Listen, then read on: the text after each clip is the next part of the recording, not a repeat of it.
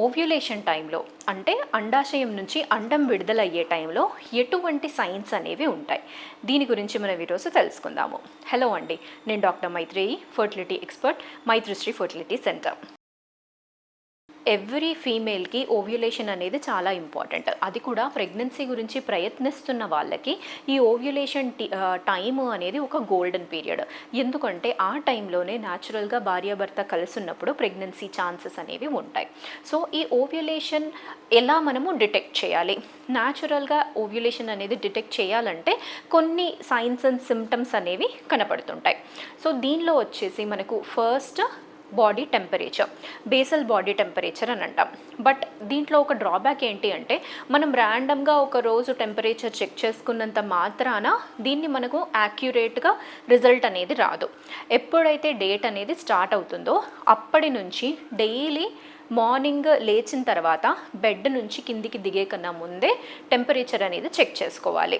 So ఇలా daily temperature అనేది check చేసుకుంటూ పోయినప్పుడు సడన్గా మీకు ఒక రోజు బాడీ టెంపరేచర్ అనేది రైజ్ అయ్యింది అన్నట్టుగా డిటెక్ట్ చేస్తారు. సో ఆ రైజ్ అయ్యే పాయింటే ఓవ్యులేషన్ టైం అనేది స్టార్ట్ అవుతుందన్నమాట. నెక్స్ట్ వచ్చేసి సర్వైకల్ చేంజెస్. అంటే ఈ ఓవ్యులేషన్ టైంలో మ్యూకస్ అనేది సెక్రేట్ అవుతుంది. హార్మోన్స్ ఎఫెక్ట్ వల్ల ఏదైతే తెల్లబట్ట అనేది అవుతుందో అది మీకు ఎక్కువగా కనపడుతుందన్నమాట. జిగటలాగా ఉంటుంది, కన్సిస్టెన్సీ అనేది రన్నీ ఉంటుంది, అంటే మ్యూకాయిడ్ కన్సిస్టెన్సీ. అది మీరు లాగుతుంటే ఈ స్ట్రెచ్ అవుతూనే ఉంటుంది. ఈవెన్ ఒక 15 సెంటీమీటర్స్ అనేది కూడా బ్రేక్ అవ్వకుండా స్ట్రెచ్ అవుతుందన్నమాట. అలాంటి డిశ్చార్జ్ అనేది చూస్తుంటారు. తర్వాత వచ్చేసి బ్రెస్ట్ టెండర్నెస్. ఓవ్యులేషన్ టైం పీరియడ్కి వచ్చేసే వరకు బ్రెస్ట్ అనేది కొంచెం ఎంగార్జ్ అవ్వడము, టెండర్నెస్ అనేది అనిపించడము, సెన్సిటివ్గా ఉంటాయి అన్నమాట. నెక్స్ట్ కడుపులో ఉబ్బరంగా అనిపించడము, బ్లోటింగ్, ఫుడ్ తీసుకున్నది సరిగ్గా అరగకపోవడము, నెక్స్ట్ వాళ్ళకి ఊరికే తేపులు అనేది రావడము, ఇలాంటి ఫీచర్స్ అనేది కూడా చూస్తుంటాము. నాసియా అనేది కూడా కొందరు అనేది ఫేస్ చేస్తుంటారు. ఇలా డిఫరెంట్ మనము ఈ సైన్స్ అనేవి చూస్తుంటాం. ఇవన్నీ మేజర్గా ఏంటి అంటే హార్మోన్స్ అనేది ఓవ్యులేషన్ టైంలో ఎక్కువగా ఉంటాయి. సో దీని ఎఫెక్ట్ వల్లనే ఇలాంటి సిమ్టమ్స్ అన్నీ మనము కనపడుతుంటాయి అన్నమాట. తర్వాత వచ్చేసి ఈ సైన్స్ అండ్ సిమ్టమ్సే కాకుండా ఇంకా ఏముండొచ్చు, మనం టెస్టుల ప్రకారంగా వెళ్ళాలి అంటే ఓవ్యులేషన్ అనేది కరెక్ట్గా తెలుసుకోవాలి అంటే ఒకటి వచ్చేసి కిట్ అనేది ఎల్హెచ్ కిట్ అని ఉంటుంది. ఎల్హెచ్ కిట్ ఏం డిటెక్ట్ చేస్తుందంటే బాడీలో ఎల్హెచ్ హార్మోన్ అనేది ఎప్పుడు రైజ్ అవుతుంది, ఎప్పుడు ఉంటుంది, ఆ టైం పీరియడ్ అనేది డిటెక్ట్ చేస్తుంది అనమాట. బట్ దీనిలో ఒక డ్రాబ్యాక్ ఏంటి అంటే ఎల్హెచ్ హార్మోన్ అనేది ఆల్మోస్ట్ బాడీలో 50 hours వరకు ఉంటుంది. సో ఈ 50 hours అంతా ఈ టెస్ట్ అనేది మనకు పాజిటివ్గానే ఉంటుంది. ఎప్పుడు కరెక్ట్గా ఓవ్యులేషన్ అయ్యింది, ఈ టైం పీరియడ్లో ఈ పాయింట్లో అయ్యింది అనేది మాత్రం ఎగ్జాక్ట్గా చెప్పలేము. నెక్స్ట్ వచ్చేసి మనం కరెక్ట్గా తెలుసుకోవాలి అంటే స్కాన్.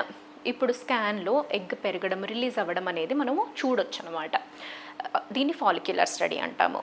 ఫాలిక్యులర్ స్టడీ అనేది కూడా ర్యాండమ్గా ఒకరోజు మనము చేస్తే అది మీకు డామినెంట్ ఫాలిక్యులా లేకపోతే సిస్టా అన్న డిఫరెన్సియేషన్ అనేది మనకి తెలియదు. సో ఫాలిక్యులర్ స్టడీ చేయాలి అన్నప్పుడు డేట్ వచ్చినప్పుడు 2వ రోజన్నా 3వ రోజన్నా బేస్ లైన్ ఒక స్కాన్ చేసుకుంటే ఓవరీస్లో లాస్ట్ మంత్వి ఏమైనా సిస్ట్లు ఏమైనా ఉన్నాయా అనేది ఫస్ట్ మనము రూల్ అవుట్ చేసుకోవాలి. లేదు, ఏమి సిస్ట్ లేదు, బాగున్నాయి 2 ఓవరీస్ అంటే మళ్ళీ after few days, maybe around 7th day అన్నా 8th డే అన్నా స్కాన్ అనేది రిపీట్ చేస్తాం. రిపీట్ చేసినప్పుడు ఇప్పుడు డామినెంట్ ఫాలికల్ కనిపిస్తుంది అంటే ఫాలికల్ అనేది ఇప్పుడు పెద్దగా అయ్యింది అంటే ఇది పెరిగింది అని అర్థం చేసుకుంటాం అన్నమాట. సో ఆ సైజ్ అనేది ఎలా పెరుగుతుంది, ఎప్పుడు అది రిలీజ్ అవుతుంది అంటే ఇన్నాళ్ళు ఏదైతే ఫాలికల్ అనేది పెరుగుతుందో ఒకరోజు అది రప్చర్ అయిపోయింది అంటే కొలాప్స్ అయిపోయింది అంటే దాని లోపల ఉన్న కంటెంట్స్ అనేవి బయటకు వచ్చాయని అర్థం చేసుకుంటాము. దాన్నే ఓవ్యులేషన్ అంటాం. సో చాలామందికి ఒక డౌట్ ఏముంటుంది అంటే మా ఎగ్ అనేది కనపడిందా, ఎగ్ క్వాలిటీ ఎలా ఉంది, సో ఇన్ని స్కాన్స్ చేశారు కదా ఎగ్ క్వాలిటీ ఎలా ఉంది అన్నట్టుగా అడుగుతుంటారు. వచ్చేది డ్రాబ్యాక్ ఫీమేల్స్లో ఇదే.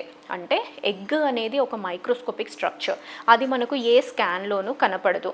ఓన్లీ ఐవీఎఫ్లో ఎగ్స్ రిట్రీవ్ చేసినప్పుడు మాత్రమే ఎగ్స్ అనేవి మైక్రోస్కోప్లో మనము చూస్తాము. ఎగ్ కనిపించడము అన్నట్టుగా ఎక్కడ మనకు ఉండదు. బట్ మనము జనరల్గా అందరికీ వాడుక భాషలో అర్థం కావాలి అన్న ఉద్దేశంతో ఎగ్ పెరిగింది, రిలీజ్ అయింది అన్నట్టుగా చెప్తాం. బట్ మనము టెక్నికల్ లాంగ్వేజ్లో మాట్లాడుకున్నప్పుడు ఈ స్టడీని ఫాలిక్యులార్ స్టడీ అంటాం. ఫాలిక్యులార్ స్టడీ అంటే ఎగ్ బయట ఉన్న లేయర్ ఏదైతే ఉందో దాన్ని ఫాలికల్ అంటాం. అది పెరగడము, అది రప్చర్ అవ్వడము అనేది మనం చూస్తాం. అది కొలాప్స్ అయిపోయింది అంటే దాని లోపల ఉన్న కంటెంట్స్ ఇంక్లూడింగ్ ఎగ్ ఆ టైంలో బయటకు వచ్చింది అని అర్థం చేసుకుంటాం అనమాట. సో ఇలా మనకు ఈ ఫాలిక్యులర్ స్టడీ స్కాన్లో ఎగ్జాక్ట్గా ఏ టైంలో మీకు ఆ ఎగ్ అనేది బయటికి రిలీజ్ అయింది అన్నట్టుగా మనకు అర్థమవుతుంది. సో అలాంగ్ విత్ ఈ సైన్స్ అండ్ సిమ్టమ్స్ ఎప్పుడైతే మనము బ్లడ్ టెస్ట్ అయినా కానీ లేకపోతే ఈ ఎల్హెచ్ కిట్ అయినా కానీ వీటన్నిటిలో అండ్ స్కాన్ ఇవన్నీ మనం కలిపి చేసుకుంటామో అప్పుడు మనకు ఈ ఓవ్యులేషన్ టైం అనేది కరెక్ట్గా తెలుస్తుంది. కొందరికి స్కాన్స్ అనేవి అవైలబుల్ ఉండవు, ఎల్హెచ్ కిట్స్ అనేవి అవైలబుల్ ఉండవు. సో అలాంటి వాళ్ళకి ఇందాక మనం డిస్కస్ చేసిన సైన్స్ అన్నీ కూడా కోరిలేట్ చేసుకోవచ్చు. ఇంకొందరికి ఓవ్యులేషన్ టైంలో కింద భాగంలో అబ్డామెన్లో పెయిన్ అనేది కూడా అవుతుందన్నమాట. ఎవ్రీ మంత్ వాళ్ళు గమనించుకుంటుంటే ఒక particular day or else like ఎలా అంటే 11th డేనో 12th 14th డే వాళ్ళకి ఆ టైంలో పెయిన్ అనేది ఎక్స్పీరియన్స్ చేస్తారు. సో ఆ పెయిన్ అనేది ఏంటి అంటే ఓవ్యులేషన్ టైంలో ఎప్పుడైతే అండం అనేది విడుదల అవుతుందో అది రప్చర్ అనేది అయినప్పుడు, ఫాలికల్ రిలీజ్ అయినప్పుడు మనకి ఆ టైం పీరియడ్లో ఈ అబ్డామినల్ క్రాంప్స్ అనేవి వాళ్ళు ఎక్స్పీరియన్స్ చేస్తారనమాట. సో ఇలా ఈ సైన్స్ అండ్ సిమ్టమ్స్ అన్నీ కూడా కోరిలేట్ చేసుకోవచ్చు. ప్రతి ఒక్కరికి డెఫినెట్గా మనం మాట్లాడుకుంటే స్కాన్స్ అనేవి అందుబాటులో ఉండవు. సో వాళ్ళందరికీ ఇవన్నీ మనము చూసుకున్నప్పుడు ఆ టైం పీరియడ్లో మీకు అండం విడుదల అవుతుంది అని గమనించుకుంటే ఆ టైంలో భార్యాభర్త కలిసి ఉన్నప్పుడు న్యాచురల్గా ప్రెగ్నెన్సీ వచ్చే ఛాన్సెస్ అనేవి హయ్యర్ సైడ్ ఉంటాయండి. Thank you.